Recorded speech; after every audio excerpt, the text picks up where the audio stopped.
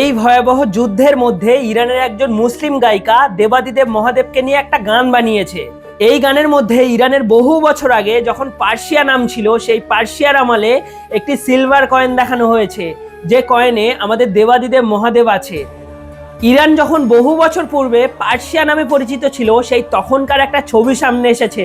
সেখানে দেখা যাচ্ছে ইরানের মুসলিমরা দেবাদিদেব মহাদেবকে প্রণাম করছে। এই ছবিটা দেখার পর চোখ জুড়িয়ে গেল, কিন্তু গানটা শোনার পর মন ভরে গেল। আপনারাও শুনুন গানটা এবং কমেন্ট করে বলুন কেমন লেগেছে।